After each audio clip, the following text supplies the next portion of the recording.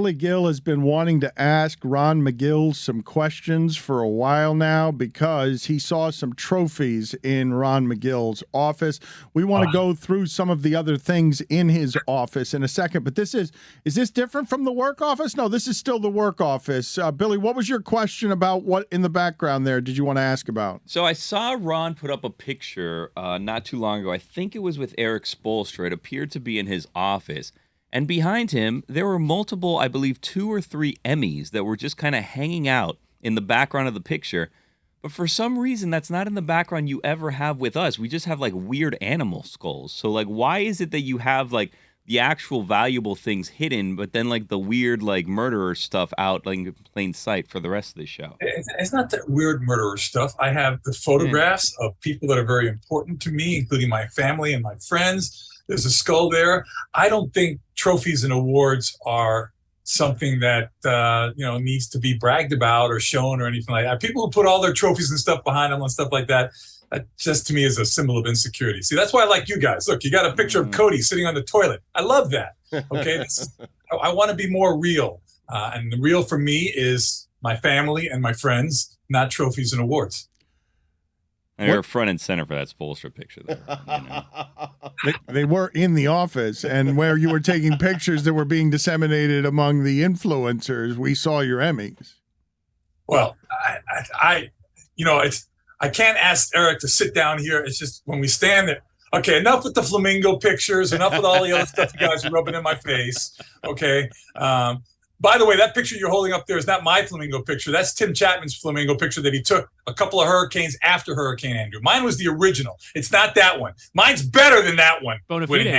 Did you happen to see, Ron, that there was another flamingo picture taken during this storm that one of the zoos put out there that they did the exact same thing that you did? Yeah, Sunken Gardens. And I looked at it as a sense of, a form of flattery. I think it's great that they realize that, listen, they tried something that worked. Let's try it. It worked for them too. And it becomes part of protocol now for zoos. Okay, I see Whittingham's already looking for the photograph. Well, let's call out this thief, Tim Chapman. Okay, he was great. He's not a thief. Listen to me. He's one of the greatest photographers I've ever had the privilege of I know who working Tim with. Chapman is. I don't need to hear his bona fides from you.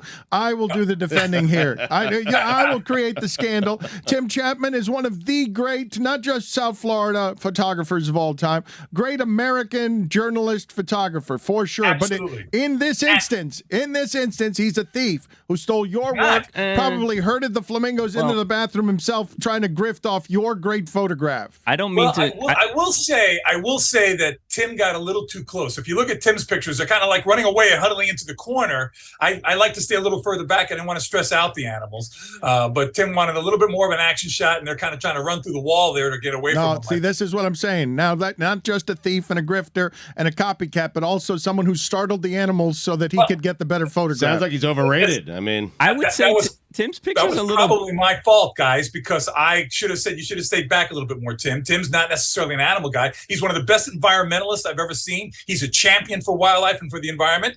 He needed to get a good picture. He got a great picture. He remembered the photograph I took during Hurricane Andrew. I think this was I don't know which hurricane that was, but it was like a couple of years later, and we were still putting the flamingos in a bathroom. So then everybody and their brother said, hey, we got to get that picture because it was a great picture. It's kind of a better picture. They're all looking in the mirror. It looks like they're kind of like using the bathroom. Also, Ron, something that we noticed after we talked to you last week about it, flamingos are tall as hell, huh? Because like we always see flamingos and they're like knee deep in water, so you don't realize because they're often. How tall are flamingos? Because we were trying to compare where we would be standing in relation to the sinks that are in that picture. Those flamingos have to be like 6 or 7 feet tall. No, between 4 and 5 feet. Yes. No, not these. yeah. Okay. I'm just telling you, between 4 and 5 feet, generally speaking. You might get one, outsider like a Ron Magill compared to you guys, but it's not. Whoa, unnecessary. Look, unnecessary. I'm just saying, I'm the freak. You guys are normal. Flamingos, normally speaking, between 4 and 5 feet tall. Ron, over the past couple of years, we've seen some animal activists on the playing surface of major sporting events. Is this really helping? Of major what events? Sporting events. Yes. There was one at the 49ers Rams game. Bobby Wagner is not. You don't want to. Bobby Wagner took him out. You knew Bobby Wagner would, right? You knew Bobby Wagner would. If there's anyone protesting, Bobby Wagner is not what you want around. I'm going to say this, guys. Listen, I believe extremism in any form is dangerous. I believe that's why, and I'm not trying to patronize you guys, why I cherish to speaking with you guys, because I'm able to, inform other people who might not necessarily be focused on watching National Geographic or, the Animal Planet or something like that. These are people who might say, hey, I never knew that, because they're into sports, they're into the things you guys talk about, and you've opened up a whole other world for me. I mean, I get emails almost every day from listeners of this show who just say wonderful things. I had a guy just send me an email now who emailed me, oh my God, there's a squirrel in my yard, I don't know what to do. I told him what to do. I told him to get a rehab, or he just sent me back the nicest email saying, the guy came, saved the squirrel, thank you so much. These are things that I treasure with this relationship with this show. Getting out in the middle of a field and making yourself look like an asshole is not necessarily the best thing to do. That's extremism. And extremism to me just puts people off. It doesn't really, you might make people aware, but you're making people aware that you're a jerk.